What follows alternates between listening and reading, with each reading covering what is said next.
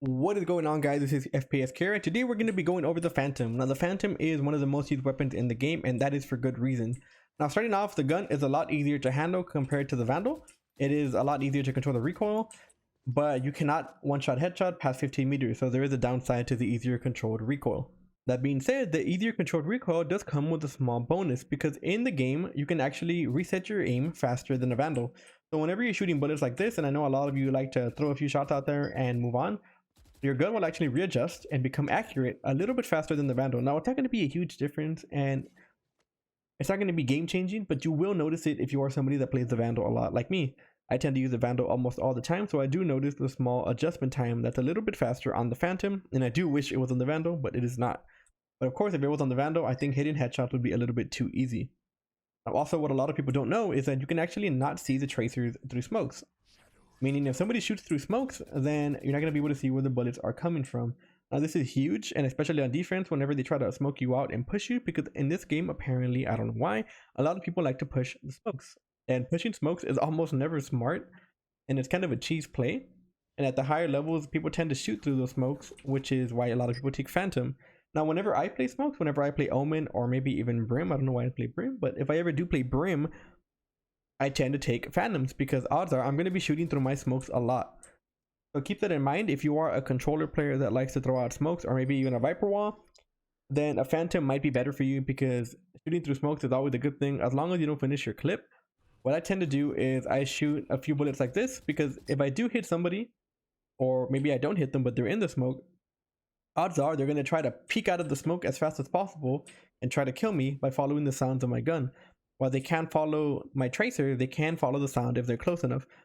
So a lot of the times I'll spray a few bullets into the smoke, see if I hit anybody, cause anybody to panic, and you'll be surprised how many people just rush out of smoke trying to kill you. So make sure that if you are spraying into a smoke, which is a very viable tactic, to not completely empty your gun, because odds are people are going to peek out of it if they are in it, and you're going to be caught reloading, which is never a good thing. Someone else can also be watching you. Maybe one of your teammates can be waiting for you to empty your gun.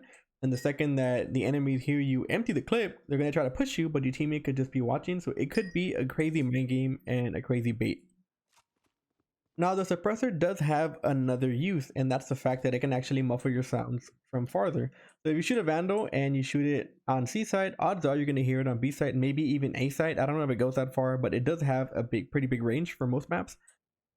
But the Phantom actually has a very much lower, sound barrier to where you can hear the bullet. Now, does this matter in game? Maybe. It really depends on who you're playing against. If you're playing at a lower level, maybe you're going to be playing against a bunch of randoms and they're not going to be calming, so it could be very effective. They're not going to really know where you killed them from.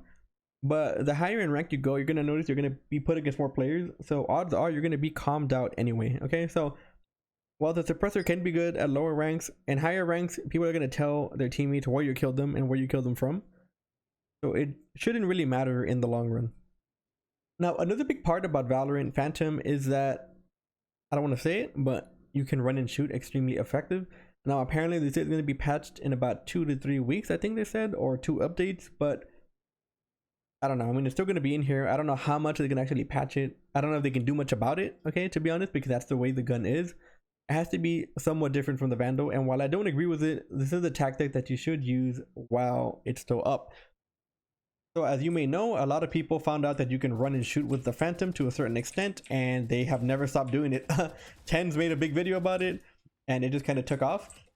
Now, while running and gunning full sprint is not really effective, it can only be effective in a number of ways, and one is if you know someone's right there, super close to you, like extremely close to you, almost in melee range, you could run out and just kill them like that. And what they're going to have to do is hit your shots, but not only hit the shots, they're going to have to track you correctly. So they're going to have to completely, not only control the recoil, but hit their shots at the same time while tracking you. So if you know someone's around the corner and you know that they're that close, then running and gunning is actually very effective. Another big tactic that people like to do is they like to crotch walk after they get into a gunfight. Let's say you see somebody and they start shooting at you, they like to do this.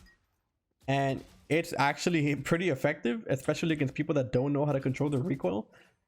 So this is something that you might want to do, depending, as long as it's not messing with your aim too much. Also, make sure you're not crouching during every gunfight, because that commits you to the battle. You can't really counter strafe and try to get out of battles like that if you're crouching, so just keep that in mind. But you could also walk. Walking is also very effective because look how accurate you are while walking. And in my opinion, this should not be allowed in the game at all. I don't know why it's so fucking accurate, but it is. And just, I mean, I don't like to be the person to tell you this, but it's effective, and I catch myself doing it every now and then whenever I play Phantom. So, you know, keep that in mind, I guess. Okay, so now we're gonna be moving on to when the Phantom is actually viable. Now it's always viable, okay? Just first thing first, it's always viable.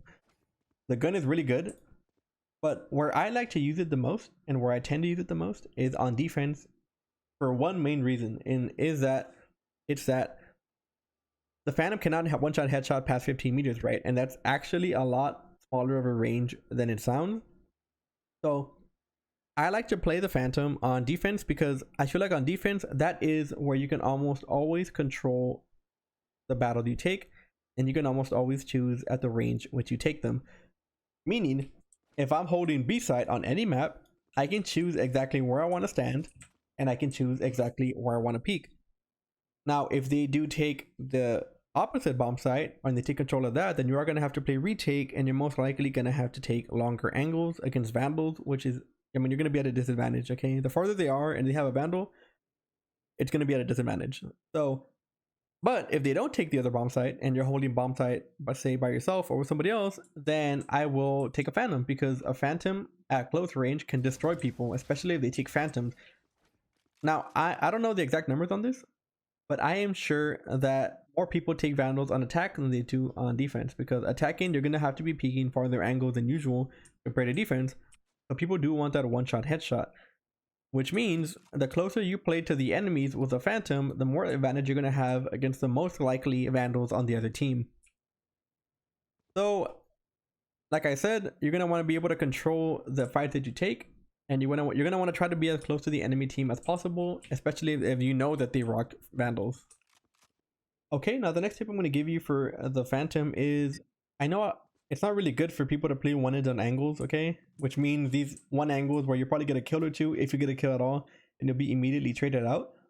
But if you know you're gonna be playing a spot on defense where you're gonna be playing against or fighting against multiple people at once, and you know that there might be 2 or 3 people coming into your line of sight, then the Phantom is definitely the way, because you could spray with this gun very well compared to the Vandal, that is.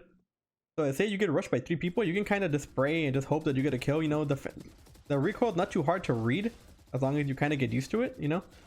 But if you compare that to a Vandal, like, you're not going to be able to get away with those kills, because a Vandal is mainly a headshot machine. It's not really meant for body shots. Yeah, the Vandal does more damage overall, but it does one-shot headshot, you know. So it's very, very good for kind of 1, maybe 2 people fights, or if you're very, very accurate. But a Phantom is better for spraying, and you want to make sure that, you know, you just have more gunfire and more firepower if you're going to be playing those angles where people might peek you, and it's more than just one person. Y'all get what I mean. Anyways, guys, thank you so much for watching. If you watched this far, I do want to make more guides like this. I know that you all, a lot of you enjoy them. Let me know in the comments if you have anything you want me to cover in particular. I do want to make a Vandal video, but I don't know if y'all want that. It's pretty much the same thing as a Phantom, you know, just with minor differences. But let me know if y'all want that. I mean, I will. I also want to do character videos, character guides. I would love to do that. So let me know what you guys think in the comments below. Thank you so much for y'all support. I have a bunch of new subs. A lot of you are from TikTok. Hey, what's up? If you haven't followed me on TikTok already, you can find it under FPS_cure. I do try to post every now and then. I do post guides. A lot of the time the guides are faster than I post them on YouTube. So, you know, if you do want to stay ahead of the curve, stay tuned on the TikTok. Also, I do stream almost every single night. Now, I've been playing this game and I've been playing Dead by Daylight. It goes on and off. Just depends what I'm feeling. So if you are a fan of any of those games, I do stream every single night, and it's Cure25 on Twitch. I will leave that in the description below. Anyways, guys, thank you so much for your support. Thank you all to the new subscribers. Welcome. I hope you all enjoying the videos. Hope you all enjoying the content. I hope I can entertain you guys for years to come. And yeah, I will see you all on the next one. Make sure to wash your hands, boys. Make good choices, and I'll see you then, boys. Take it easy.